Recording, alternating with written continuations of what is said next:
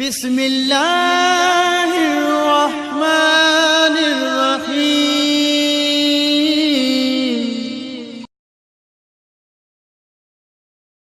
الله من الشيطان الرجيم. بسم الله الرحمن الرحيم. الحمد لله رب العالمين والعاقبة للمتقين والصلاة والسلام على سيد الأنبياء والمرسلين وخاتم النبيين وعلى آله الطيبين الطاهرين. أما بعد فقد قال الله تبارك وتعالى بسم الله الرحمن الرحيم. أنا رحمن وخلقت الرحمة وشفقت لها اسما من اسمي فمن وصلها وصلته ومن قطعها قطعته. ناظرین کرام سلام علیکم یا علی اسان پہری قسط بی قسط میں یہ جانے آیاسیں مفہوم خاں آشنا تھی ویاسیں ان کا بعد میں صلہ رحمی چھو ضروری ہے سائنسی حوالے سے اسلامی حوالے سے ان جو چھا کردار ہوयो इहो भी असां ॼाणे वरितोसीं। अॼु असां इन जे फ़ाइदनि जे बारे में ज़िक्र कंदासीं त इन जा सिलह रहमी जा कहिड़ा फ़ाइदा आहिनि, इंसान जी ज़िंदगी में कहिड़ा फ़ाइदा आहिनि ऐं इंसान जी ज़िंदगी में कहिड़ा उहे नुक़सान आहिनि जेके इंसान खे पहुचनि था सिलह रहमी खे छॾण सां। अज़ीज़ान, हदीस क़ुदसी बिहारुल अनवार जी जिल्द नंबर 73 मंझां तव्हांजे अॻियां पढ़ी आहे, जंहिंमें ख़ालिक़ काइनात फरमाए थो अना रहमानो, मां ख़ुदा रहमान आहियां, रहम करण वारो आहियां। व ख़लक़्तु रहम, ऐं मूं सिलह रहमी खे यानी रहम खे ख़लक़ कयो आहे।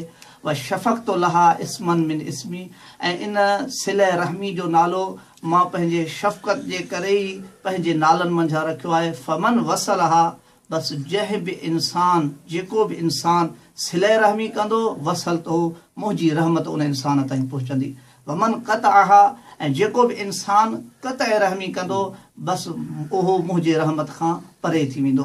अज़ीज़ान, सिलह रहमी जा जेके टोटल फ़ाइदा आहिनि ज़ाहिरी तौर ते हुअं त उलमान घणा बयानु कया आहिनि, चूंकि असां मुख़्तसरन बयानु कंदासीं।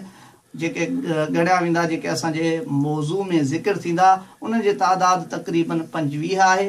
ऐं जेके क़तअ रहम जा ज़ाहिरी नुक़सानात आहिनि जेके असां बयानु कंदासीं अलॻि जुदागाना उहे 9 आहिनि। ऐं यादि रखो इन खां अलावा जेके क़तअ रहम जा नुक़सान आहिनि उहे साॻिया जेके असां सिलह रहमी जा फ़ाइदा बयानु कंदासीं उन्हनि जो न हुजणु इहो बि नुक़सानु आहे क़तअ रहमी जो, जेके 25 थींदा। पहिरीं असां जेको फ़ाइदो बयानु कंदासीं सिलह रहमी जो उहो अल्लाह सां दोस्ती, यानी अल्लाह जे वेझो थियणु, अल्लाह जो क़ुर्ब हासिल करणु ऐं अल्लाह जी दोस्ती हासिल करणु। इन जे लाइ बिहारुल अनवार जे 73 नंबर जिल्द में रसूल ख़ुदा सल्लल्लाहु अलैहि वसल्लम फरमाइनि था त जेको बि इंसान मूंखे हिकु शइ जी ज़मानत ॾे, हिकु शइ जो ज़ामिन थिए, मां उन जे लाइ 4 शयुनि जी ज़मानत ॾींदुसि। पहिरीं हू ज़मानत ॾे त अगरि हू सिलह रहमी खे अंजाम ॾींदो त 4 शयुनि जो मां रसूल उन जे पारां ज़ामिन आहियां। अगरि हू सिलह रहमी थो करे त अल्लाह जी दोस्ती उनखे हासिल थींदी, अल्लाह उनखे महबूब रखंदो। उन खां बाद में सिलह रहमी करण जे करे उन जे रिज़्क़ में इज़ाफ़ो थींदो। नंबर 3, ऐं उन जी उमिरि में तूलानी थींदी ऐं उन जी ज़िंदगी तूलानी थींदी। उन खां अलावा आख़िरी अहम शइ जंहिंजे लाइ दुनिया जा हर इंसान कोशिश करे रहिया आहिनि त असांखे उहा शइ हासिल थिए, ख़्वाह पोइ कहिड़ा बि तरीक़ा उहे अंजाम ॾेई करे चवंदा त असां बि इन मक़ाम में वञूं, असां बि इन में वञूं, असां बि इन्हनि आसाइशो आराइश में वञूं, मुख़्तलिफ़ तरीक़नि सां हली रहिया आहिनि। लेकिन रसूल ख़ुदा सल्लल्लाहु अलैहि वसल्लम फरमाए था जेको सिलह रहमी खे अंजाम ॾे त मां रसूल ज़मानत थो ॾियां उन इंसान खे त जंहिं अल्लाह बेहिश्त जो वाइदो कयो आहे उहो अल्लाह इन सिलह रहमी करण वारे खे बेहिश्त में दाख़िल कंदो। अज़ीज़ान, हे हिकु अहम ज़रियो आहे अल्लाह जे क़रीब थियण जो। ऐं इन जॻह ते मां उलमाए बुज़ुर्गान जेके आरिफ बिल्लाह ऐं सालिक इल्लाह आहिनि उन्हनि जो हिकिड़ो नज़रियो तव्हांखे ॿुधायां थो।